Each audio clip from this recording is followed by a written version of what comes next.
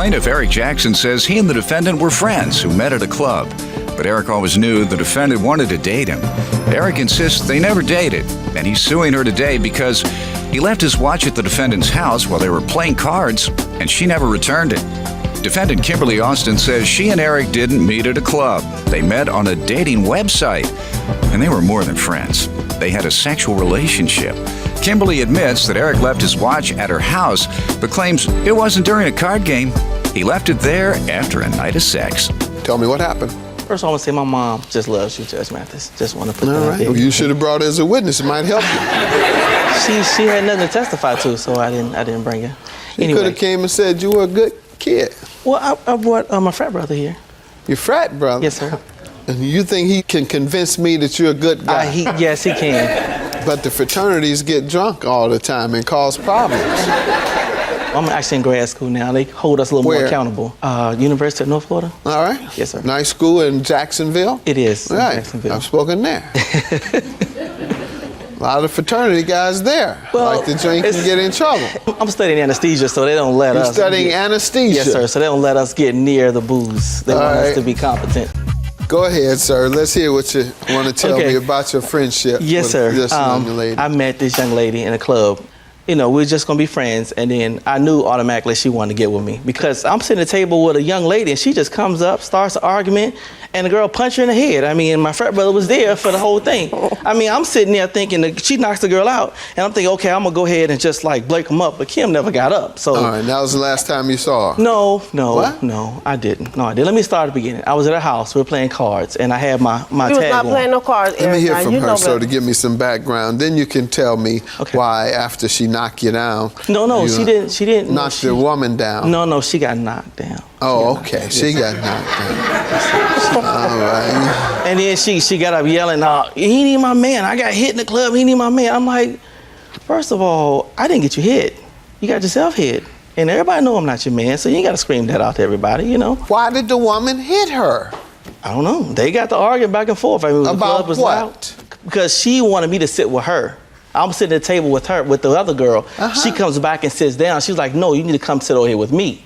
And I'm like, first of all, just calm down. Me and her just friends. We all just chit-chatting. So when she came over and said, you need to come sit with me, that's when the other woman that you were already sitting with got up and slugged her? Not right away. There was a couple of words exchanged before then. She was like, wait a minute, we just friends. You need to calm down. And I even said, Kim, calm down. We just here talking. But she kept persisting, no, you came here with me. You know, you came here to meet me. And I'm like, listen, nobody handles me like that. Did you come there to meet her? Yes, you did. I did not. What did you come there for? I told her, I said, where are you going to be? She said, I said, let me go get my watch. She said, I'm busy right now. Watch. Right, this is when I spoke to her earlier that day. I said, let me come get my watch. She had your watch at this point when she came to the club. Yes. And you're saying that that's why she came to the club, is to give you your watch. Exactly. All right, and I don't know much about the watch situation yet, and we'll get back to that once she gives me some background, ma'am. First of all, Your Honor, I met Eric March of 2008 of this year on an internet dating site. We hung out, we became friends, we started dating, and we had a sexual relationship. He lied to me and told me that he was separated. Come to find out, after the incident in the club, that's when I found out he was still married. So Eric, tell the truth. How did you find out he was married? The woman that he was sitting with when I came back to the table, she said, you're not his wife. All right, tell me about the watch, sir. I left the watch at the house. How? We were playing cards. We were not playing no cards, Eric. We were playing cards. Just you and she? No, it was a couple of us. It was nobody there but me and you, Eric. So tell the truth now. We was at her house. We were playing cards and we were playing spades, and my watch was rolling all around my hand. Your watch rolled off your hand while you were playing spades. I said it was rolling around my wrist when I was playing cards. It was rolling around your wrist. And I took it off and I put it on like the cabinet or something like that in her kitchen, the living room. And it was on the bedroom nightstand, thank you. That's not true. Why do you think he's lying about it today? I don't know why he's lying. You don't think it has to do with his wife? Probably so. He didn't bring up the incident about the watch until... Are you not married? Okay, I'm separated, but didn't you know that? Didn't you know that from day one? I did not lie. Really, after the whole watch incident, I really didn't want to have nothing to do with her like that anymore. Every time I called, I was like, where's my watch? And we saw each other up until when? Where's my watch? Work going good? Where's my watch? Where do you know her from? I knew her from the club. And how long after meeting her in the club did you go to her house to play spades? Maybe about a week or so after that. Maybe about a week or so after that. A week or so after? Yes, sir. How many times had you seen or spoken to her after meeting her at the club? A couple times. We went ride on my motorcycle a couple times, and we chit chat. Who asked for whose number? I think I offered her my number because I said I do have a motorcycle. She was and I can a show you how to stranger? ride. She was. At the club? She was. And you came up to her and said, here's my number? She walked up to the bar. And you we came up started to talking. the bar and said, here's my number? I was already at the bar. Uh-huh. She came up to the bar. Uh-huh. We was chit-chat back and forth, exchanged numbers, went from there.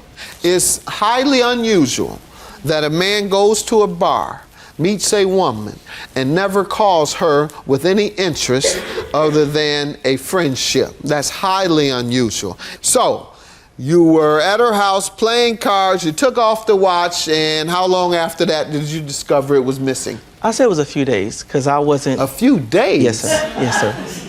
Yes, sir.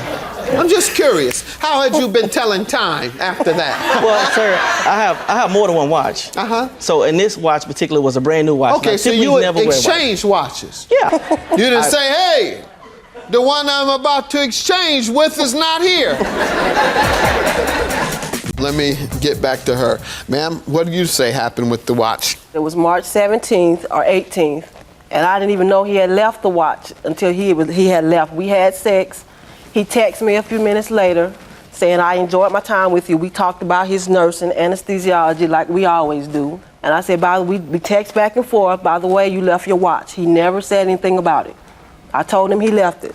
If it was, like he told me, it cost $3,000. If it did, you should have known where you left your watch. You know, then a day and a half later, he called me, I'm trying to steal his watch. Why would I try to steal your watch? I told you left it here. Come and get it. The incident about the club, we planned on meeting at the club. Bring my watch. Okay, that was fine and dandy. Okay, we get to the club. I didn't see him for about 5 minutes. I saw him. He was sitting down at the table with two girls. I went over there. We gave each other a hug. He introduced me to his two boys that was there. That was that. Me and my girlfriends that was with me at the club, we took pictures, came back. This particular female, the one that hit me, was sitting down with him. I sat down back where I sat at before. He acted like he didn't even know who I was.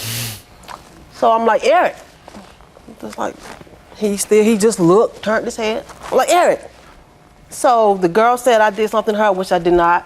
She was like, well, you're not even his wife anyway. That's when I found out he was still married. So me and the girl exchanged words or whatever. And Eric got up from where he was sitting with her and came around there standing up. Security came over there and the girl hit me. I fell, Eric helped me up, and we left. Okay. And we was together. What happened to the watch that he's suing you for? I don't know what happened to it. Honestly, You brought it into the club? Yeah, with it was in the club. I don't know what happened to it after that. You smashed it after you saw him with that woman. I No. know what happened to it. You want to come on up, sir? State your name. Good afternoon, Judge. How you doing? Thaddeus Witcher. What do you want to tell me? Just the fact that pretty much just what she just now told you establishes the fact that she did say that she had the watch. All right. And, sir, you have the value of the watch with you? I do, sir. Ma'am, you had a duty to maintain his watch, and you violated that duty. You took it, and you brought it to the club, and somehow it disappeared. And you had an opportunity when you first saw him at the club to hand it to him, and you didn't. So you're responsible for that. You're liable for the watch because you breached your duty of reasonable care. Had you just left it at home and someone perhaps broke in, like his angry wife, you would have been a victim of third-party crime, which you're not responsible for. So you should have said that. Where my watch? Your wife came and got it. Go check with her. Your married behind. Boy, I had you sweating today, didn't I? I have maintenance things. You're going to be sweating a lot more when you get home. $1,800 for the plaintiff. Have a good day. Thank you.